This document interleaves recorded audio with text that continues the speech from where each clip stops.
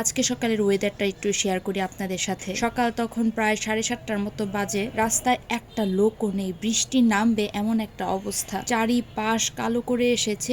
সকালবেলা কিন্তু প্রচুর বৃষ্টি হয়েছে, যে রাস্তা দেখে তো বোঝাই যাচ্ছে। আর আমি আমার বাচ্চারাই শুধু রাস্তার মধ্যে হাঁটাহাঁটি করছি, আর দু একজন দূরে দূরে লোকজন আছে। আর এদিকে দেখলাম স্বদেশী বাজারের মন্দিরটাও খুলে ফেলেছে, কালী মন্দিরটা। বেশ অনেকটা রাস্তা যাওয়ার পরে রিক্সা পেলাম। আর ওয়েদারটা এত ঠান্ডা, বাতাসটা মনে হয় শরীরে যখন লাগছিল খুবই খুবই খুবই আরাম লাগছিল বাতাসটা।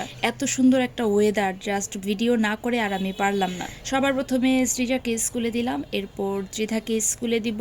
রাস্তায় দাঁড়িয়ে আসলে ভিডিও বানানোটা ইদানিং একটু টাফ হয়ে যায়। আর ভিডিও কি বানাবো, ভিডিওতে আসলে একদমই রিচ নাই।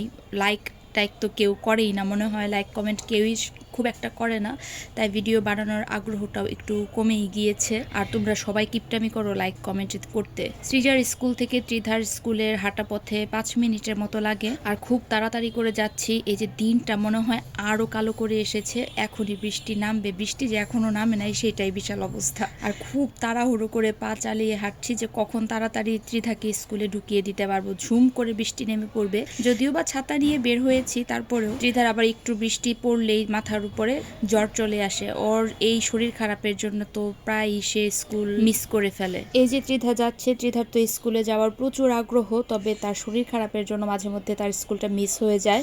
আর ত্রিধাকে স্কুলে যাওয়ার জন্য ডাক দিয়ে দিলে খুব বেশি একটা সময় লাগে না রেডি হওয়ার জন্য, আর খুব একটা বায়নাও করে না যে আমি একটু ঘুমাবো। কিন্তু সৃজা খুবই বায়না করে, মা 5 মিনিট দাঁড়াও, মা 2 মিনিট দাঁড়াও, উঠছি ঘুম থেকে। যাই হোক, এগুলো হচ্ছে বাচ্চাদের নিত্যদিনের কাহিনী। আর এই যে রাস্তাটা খুবই সুন্দর লাগছিল। সকালে সবাই যার যার কাজে ব্যস্ত, স্কুলে যাওয়ার জন্য তো আর তাড়াহুড়া করছে সবাই। প্রতিদিনই রাস্তাটা দিয়ে যায়, আজকে একটু অন্যরকম ভালো লাগছিল, কারণ ওয়েদারটার কারণে। ওয়েদারটা এত ঠান্ডা ছিল, একটা ঠান্ডা বাতাস, খুবই ভালো লাগছিল। কারণ ইদানিং যে পরিমাণে গরম পড়ে, ভ্যাপসা একটা গরম, এই গরমে তো সবাই অতিষ্ঠ। তারপরেও সবাই সবার কাজে ব্যস্ত, সবাই যার যার প্রয়োজনে বাইরে বের হয়। সকাল হতেই যার যার ডিউটি শুরু হয়ে যায়।